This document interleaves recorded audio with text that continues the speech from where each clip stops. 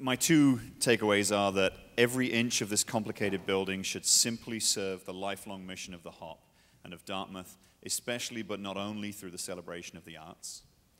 And secondly, that buildings should serve the creative process. Great, thank you. Hi, Madison Cario from the Annenberg Center, and two messages I got out of this was one, remain flexible in your thinking and in your planning process, and two, before you build, involve as many stakeholders as you can in the process so that the dialogue remains rich and diverse. Right. Lea Asbell-Swanger from Penn State University, and my big take-home is the issues surrounding arts facilities seem to be more about human relationships at all levels of any given institution, as well as the external and internal relationships surrounding those institutions. Great, thank you. I'm John Scherding. I'm an architect here at Dartmouth College, and what struck me, I guess, is that the Hop is really a unique blend on this campus. It's a unique blend of academic learning, non-academic learning, such as ensembles and workshops, and the experience of performance art. And because of the uniqueness of those three different components, the architectural solutions need to be equally unique. Great, thank you. I'm Jay Cary from Dartmouth. I thought the building decisions need to be made after a global review or space study. Shouldn't be driven by donor funds availability in a piecemeal fashion. Great, thank you. After you're finished speaking, if you guys just hand me your cards that you've just written. Elizabeth? Elizabeth Auer, University of Florida Performing Arts. My first take home is just more of a question of what adaptations can you make to be more efficient or effective without having the funding or financial means by which to do it. And the other was just to create a space for natural collaboration. Great, thank you.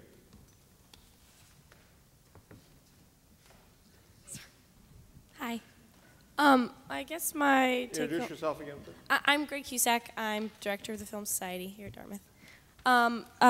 So I guess the Art Center of the 21st century must be prepared for a rapidly developing technology and create new, different opportunities for learning, presenting, performing, practicing. And that as we embrace technology, that we not forget the traditional reverence of art and how it is created shouldn't be infringed upon by technology. Great, thank you. Actually, just pass your cards over to Margaret if you would, and do it that way. Oh, sorry. Hi, Let's activate the other microphone and get it going over here. Please. Hi, I'm Brian Kennedy from Dartmouth, the Hood Museum of Art. My take-home message would be really to you, Jeff, how inspired an idea it is to gather professions together in this way. I think it makes the ideas suggested both real and relevant, and beats paying hundreds of thousands of dollars to consultants. And what might I do with it? I think I'd allow the lessons of these days to feed my passion, our passion for the importance of the arts in our lives. Great, thank you. Okay, I'm going to actually read from my computer because I can't read my own handwriting, and nor can you. So my most important takeaways are more selfish. I didn't really take away anything more about the Hop. I think Jeff's got plenty of information. So they're more about our space. And one of the things out of our charrette that I came to realize is that we've got a real good and relatively inexpensive opportunity to, in one of our spaces, to allow for the creation of work there, or the workshopping, whatever we might call it, in the summer. When our smaller black box theater is really not being used and it doesn't need a whole lot of work the way the big theater does.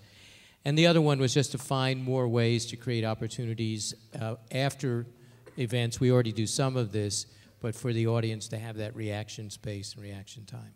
So. Great, thank you. Thank you so much. Marga? Hi, I'm Marga Rahmann from the Hopkins Center. It's pretty simple for me. Before we touch anything, think about what we're doing. Great, thank you.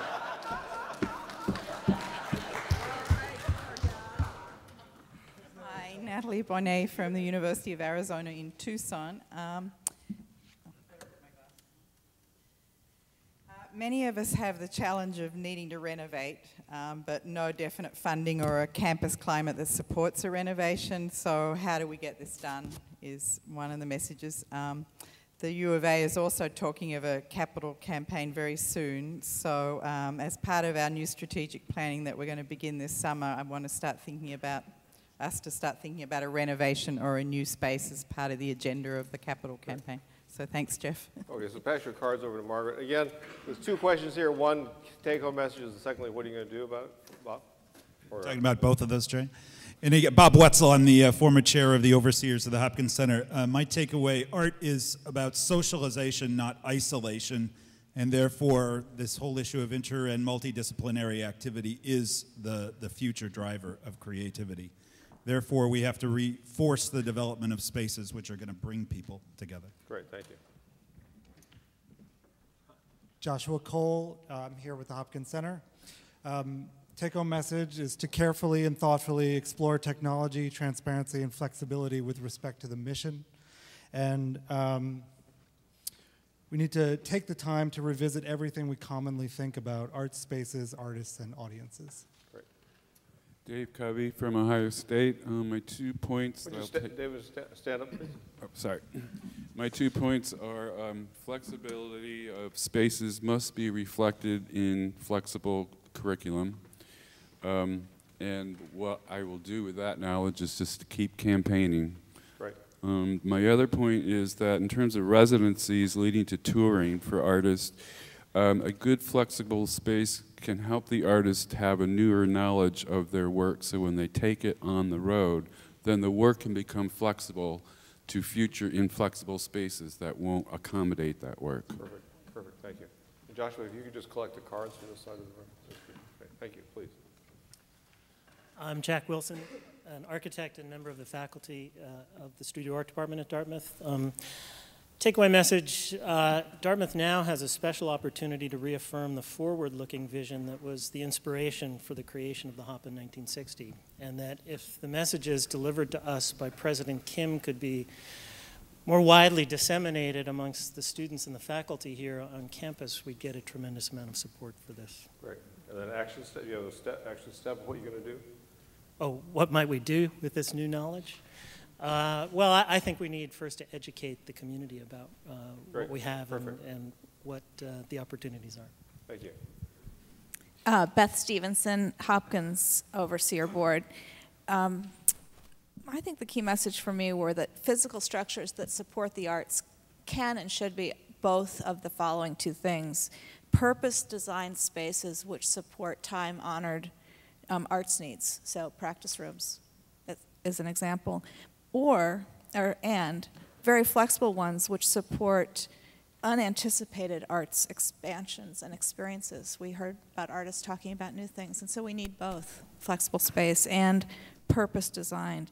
And in all cases, we need to anticipate that technology will change and build for that. Great, thank you.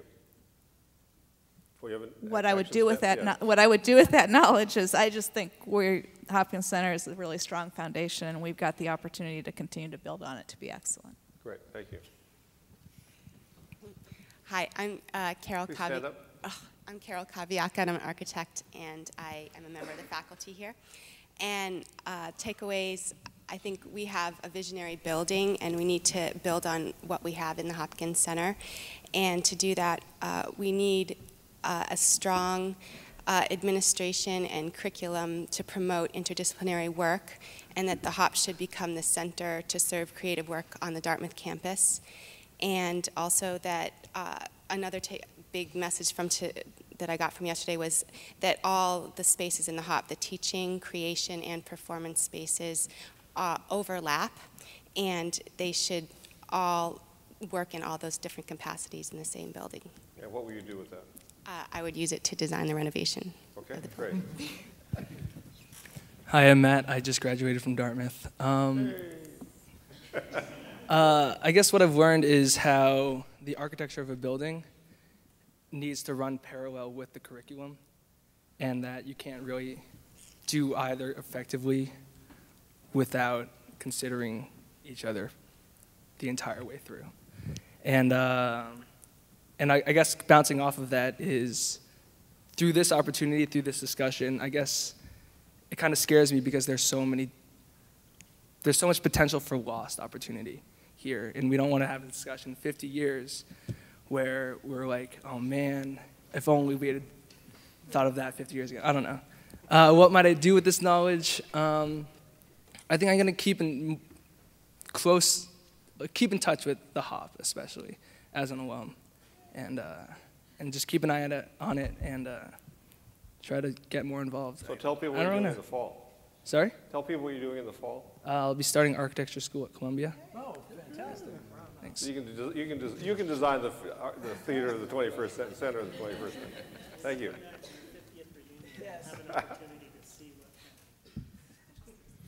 Don Glasgo, Hopkins Center, and I think actually these are the same for me. What I'm going to take home and what I learned is don't limit your imagination to your physical surroundings. Ask what you would do if you could do anything, and then figure out how to make that a reality. And what are you going to do? Try to make that a reality. Okay, great. Thank you. Okay, Joe.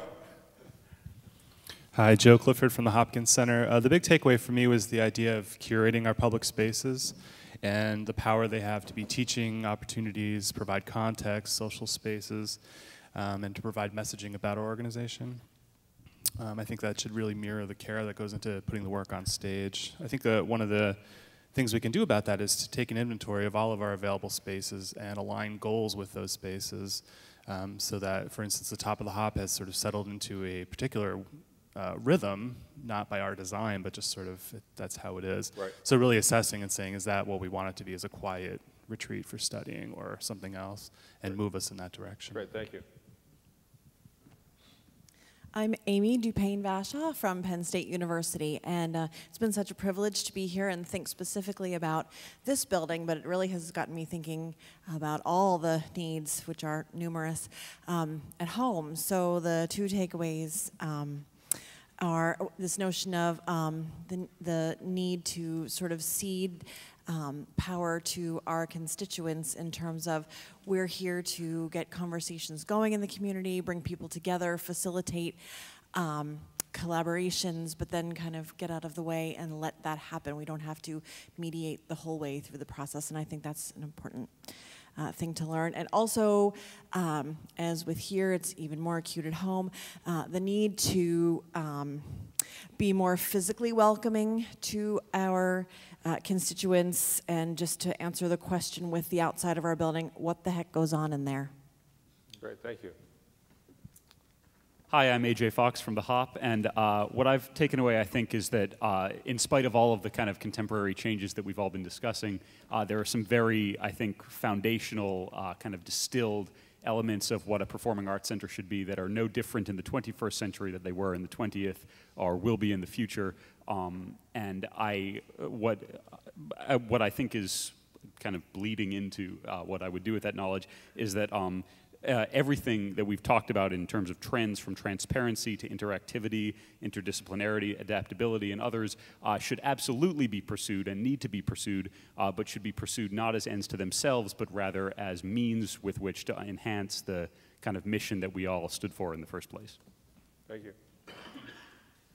Hi, I'm Sarah Curran. I'm with the Stanford Institute for Creativity and the Arts, and I think, like a lot of people here, I've been thinking about how the program and the mission should dictate your choices about space and transparency and technology and everything.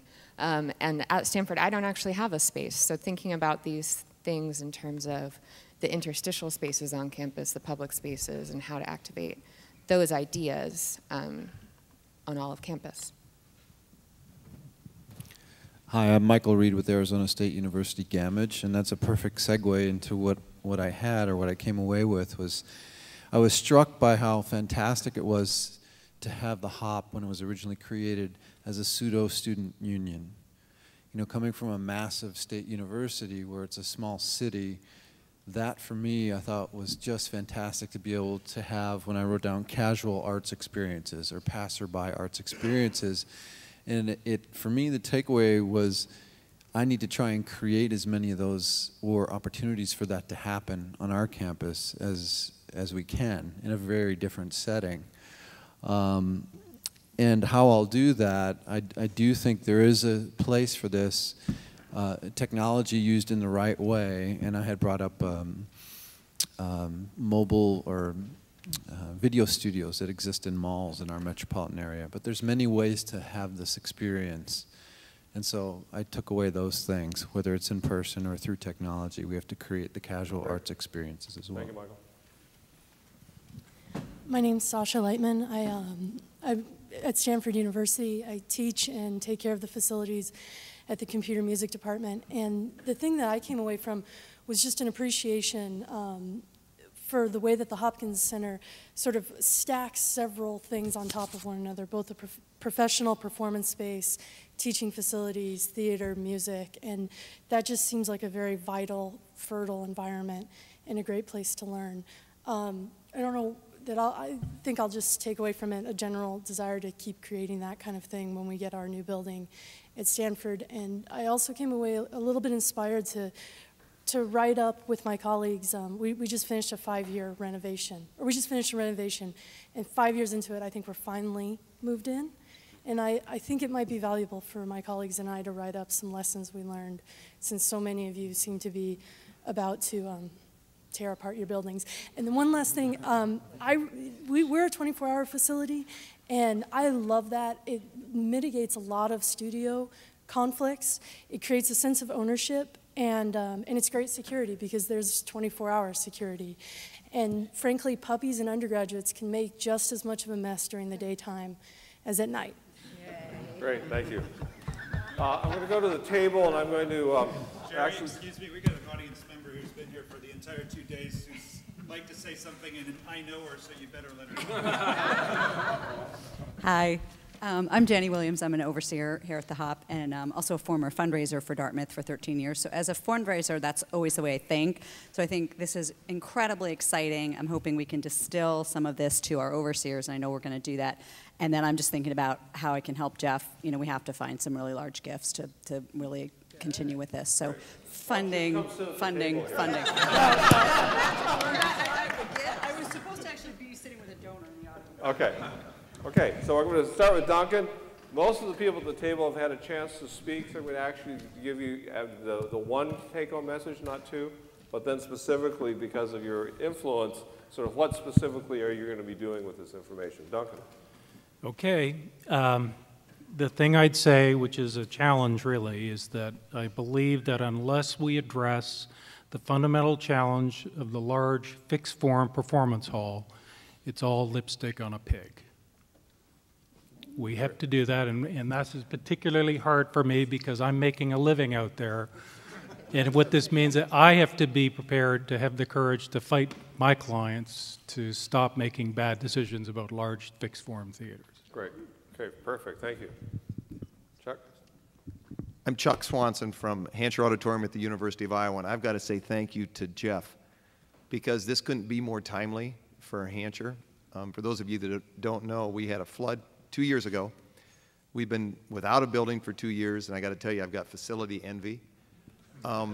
We're so serious about all this, we're to the stage of soon hiring a design architect. And before they leave, I want to introduce Beverly Robalino. Stand up, Beverly. Our project manager. And actually, we're going to go to them before. Okay, great. I'm sorry, but they're leaving soon. Is the only reason I. So come on up. And Dan. Okay, and Dan Thies. Why don't you come on up? Yeah. And my take-home message is, we talked with Jerry last night and talking to so many of you too, is that, you know, we're going to be doing this. I mean, this is really going to happen for us. And I've got to focus less on the iconic nature of Hancher and really kind of think about Hancher more as a hub of creativity. And what I'm going to do is go home and really talk to the staff about that, because everybody talks about, you know, Hancher and the beauty of Hancher and the way Hancher looks when you're driving up. And that's all important, but I really want to focus on that interaction between the audience, the artist, and really go back again. I know everybody's talked about the mission, and I think the mission is just definitely important, and we're there to serve the students, the region, and of course our state. But I just have to say something else just real quick. This came up last night just thinking about this, is that the cost of building a new building, we hadn't really talked about that at all. And of course, our biggest partner in this is going to be FEMA. And FEMA's going to come up with, I think, Beverly, about $130, $140 million. And last night I was thinking about that, and I thought, if we could have a choice of putting that into an endowment instead of building a new building, think about that, $6 to $7 million a year.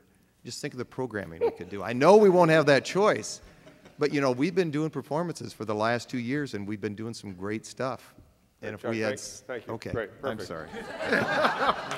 Okay, please. I'm Dan Thies. I'm an architect, and thrilled that we have gained the trust of the university to take on Hancher, and we're currently in the process of looking for a design partner to assist in that. My takeaway over this last day and a half, which has been really an amazing experience listening to all of this great wisdom, is mission-driven, immersive experience as just the fundamental driver. And what I plan to do with this knowledge is create and be a part of creating the greatest Hancher auditorium for the 21st century. I'm Beverly Robalino. I will be functioning as the project manager. I am also an architect. I guess the two things that I took away is one, the importance of having space where people can create new work. And the second thing was something that came up in our charrette about how every square inch needs to be focused towards your program and your core of what you're doing. And what I would take away from all this is that this will all be put into our new building, so this has all been very helpful for me just to listen to everyone. Great, thank you very much. Okay, so Chuck, Jeff will be sending you a bill for the advice here. For all of our time, no. Okay, we'll be very crisp here. Tom? And I'll be very crisp. I wrote down 3 words. Activation, engagement, and ownership are the 3 things that stood out for me in the conversations. And ownership probably the most important of those, because it really became apparent to me that the ownership of the experience that we have here, it belongs to all the participants. So it's the artists, the people who support the artists, and the audience who are involved in the event here.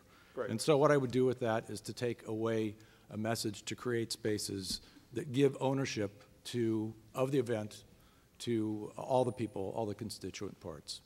Thank you. Yeah. Colleen? I'm taking away self-customized cultural experiences, both as individuals and groups through collaborations, technology, and human interaction. I'm also taking away from our group meeting last night the commitment and the great thinking that comes from your trustees, and we had a wonderful opportunity with Bob, and your staff with Marga. They not only think about this and are passionate about this in the day, but they go home at night and do that. And so I'm going to go home and spend some more time with my staff and trustees as well. Great, thank you. Emil? For me, it really was the incredible opportunity, the positioning opportunity that Jeff and the HOP have to reassert its role as a leader in the country, and how over time as we sink into our work, we somehow forget about why we're doing what we're doing and the power it could have, not just on your campus, but on a country. So in terms of what I'll do when I go back to Chapel Hill, I'm really going to try to start rethinking about our role on our campus and how to reassert our own position, whatever that may be. Great, thank you. And Joshua, if you could collect the cards on that side of the room, please. Thank you. Jenny? Hi, Jenny Bilfield from Stanford. What I would say is that the opportunities for self-curated experiences should be built into as many performance and interactive events as possible. And I'm not 100% sure what that means on a practical level, but I'd like to pose the question and see what the interpretations are. And so I would query key stakeholders prior to our upcoming season, which is actually themed memory forward. So it's sort of ripe for a lot of discussion and interesting participation. Great, thank you. Tim? I'm going to go back and inventory public spaces and begin to work with my staff to develop imaginative uses for those spaces. Great, thank you. I'm going to pass over to the Dartmouth folks, go to Mike Ross.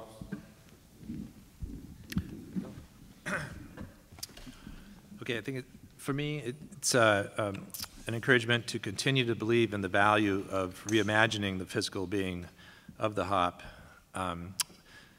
simultaneously never forget that the physical being is only part of what the hop is, but that it should communicate the hop's story and its mission as fully and creatively as possible. And then a quick aside to share with you something that was shared with us last night in our charrette.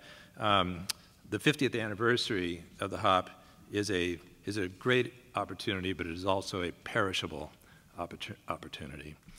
And finally, Wimbledon update, Isner beat Mayhout 70-68 in the fifth set. Wow. Great. Thank you. We'll go to Mike Rose. Well, Introduce yourself. Sure. I was really very impressed with everything I heard today. What it expressed to me, I think, was how very valuable it is to have a broad interdisciplinary approach to the use of different spaces and a way to envision their uses to meet the needs of current and new constituencies. For us, I think, at the Annenberg Center, we're in the midst of a strategic planning process. I think for us, the facilities needs have to be addressed incrementally. We can't do a big renovation at this stage, and that's not in the cards for us. But I think thinking creatively, we can be extraordinarily effective in making a lot of changes that will be some small in nature, some large in nature, which will be transformative in the end. Great. And introduce yourself to the group. I'm Mike Rose. I'm the director of the Annenberg Center. Great. Thank you. Chuck. Chuck Helm at the Wexner Center at Ohio State. For me, the big thing was to look at ways to devote more space and resources to social and contextual interaction opportunities. And what I want to do about this is to work with our academic colleagues and Steve Lacker and the other people at Sasaki Associates as we put the finer detail on our planned arts district to see how we can build those into the infrastructure. Great, thank you. Margaret? Margaret Lawrence, Hopkins Center. I'm just so appreciative of everyone's incredible energy and intellect and generosity. This has revolutionized the way I think about the front and the back of the hop. And I can't wait to get started expanding our notion of curated experiences, and I might even try some experiments in the coming season with that. Well, I am coming away with a bunch of questions. I was very struck by the president's remarks this morning, which were really inspiring. And I think if we're looking at empowering world-changing citizens, the question I have is, what skill set are people going to need? How do the arts contribute to building that skill set? And what are the right spaces for that activity? I think one of the things that I want to do personally is to get more interdisciplinary artists on campuses, because a lot of the artists who are coming in to be in residence are still sort of single disciplinary artists, like dance companies or theater companies. So I think there are technology-driven artists who are very, very interesting, and we need more of them on campuses. Thank you. And Margaret, you'll collect the cards on this side. Ben Johnson, please. You know, I'm just sort of reflecting on the life of a university where you have all of these incredibly talented and intellectual people who are just starved for creative responses to their work. You have faculty who are dying to be inspired and have their research also supported, and you're having students who are looking for real imagination and creativity. And how lucky I am to be in a position where I've been asked, along with David Taylor, to really envision and transform a whole university through culture and creativity. And so that's what this whole conversation has really inspired me to take all of that to a deeper level. Great, thank you. Sandra. First, I want to thank you for inviting me, and I'm just struck by just how vital our centers are on our campuses and in our communities. And the Hopkins is in such a unique position. It unlocks and invites creativity and experimentation and exploration. It's an enabler of creative capacities and provides all these great points for learning and discovery. And you are in the vanguard and have this opportunity, and I think responsibility to continue to lead for the field, especially at this time. I too was struck by President Kim's statement and this idea of fostering ferocious devotion, which I think the Hopkins Center could do for the arts. So I'd like to share this with our members. I'm anxious to get the materials and all the things, but I would love to see how we could remount this conversation at our conference in January and raise some of these questions, because a lot of places are asking these questions, renovating, building, and we're going to be talking about 10 years out, 2021, so it's not too soon to have this. conversation in January. Rob? Rob Manigold, an overseer here with the Hopkins Center, and I've got a micro and a macro. The micro one is that we're all struggling with technology, and my takeaway from that is that we've got to involve the students from the ground up. They need to be part of the solution. In fact, they may be the founders of the solution. The macro view is that 50 years later, Dartmouth remains a very powerful force in the arts. And what am I going to do about that? I'm going to continue working tirelessly to be an advocate both internally and externally, and create some resources, hopefully, to do this. Your and Beth's participation here. Thank you. Susie. I'm Susie Farr. I'm the executive director of the Clarice Smith Center at the University of Maryland. We are not quite 9 years old, and I think already falling victim to the power of no. So I'm going to question assumptions more often, and I'm going to start by inviting our architecture school to help us reimagine our lobby space. Ooh, fabulous.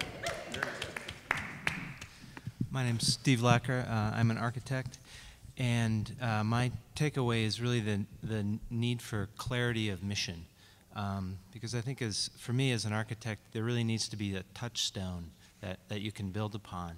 And without that, it's very hard to really assemble a great building. So clarity of mission, and what I'll do with that is ask good questions in search of that clarity. That's a good question. Thank you. Stephenie. Hi, I'm Stephenie. I'm just a student from Dartmouth. but I guess what I got from this was just how exciting art is and the creation of art and this experience.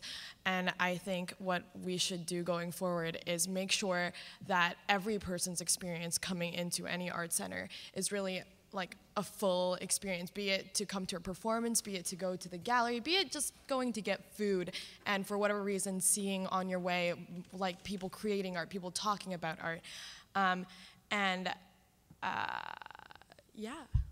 Yeah, I think the lobby space is a really great idea. Great, thank you. Okay, Michael. I think the thing that I learned is that our president believes that the arts are central to the education mission of the college in a very important way. And what do I think I want to do about that? Well, we've got these exceptional resources of the administrators, the directors, the faculty, the staff, the people who work here, and to really leverage that as being key in building the centrality of that mission. Kate? I took away even greater motivation to advocate in every way I can to make the HOP even more open to collaboration and even more open to fostering creativity, which it already does extremely well through space. And then I was also very inspired by something Ben Johnson said yesterday. He was the leader of our charrette, that he sees himself as curating social engagement. And so I think that's also something that we've talked about in the last 2 days that inspired me. And action steps.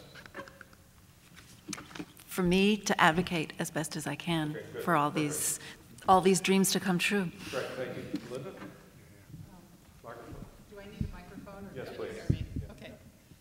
You're being recorded for posterity. Oh, okay. I may talk a little bit more because I've been very quiet, so I could do 2 ideas. I think, as many of you know, Provost Folt has asked us to start preparing a scope of work for a more formal master planning process for the HOP, working with Jeff, with Brian, with the faculty members. So this has been a wonderful deep bath in new thinking and great ideas that we can now wrap into our overall approach. I think that today the HOP has many of the new center attributes that others seek, and it's had them for 50 years. We celebrate that. I think the HOP urgently needs renewal, modernization, technology. I think one thing we haven't really talked much about has been how important the connections the HOP makes to other parts of this block, and we want to explore that. I'm sorry, it's mine. I picked it. And finally, I think as in our approach to every building project right now, we seek sustainability, not including green, but more importantly, financially and programmatically sustainable.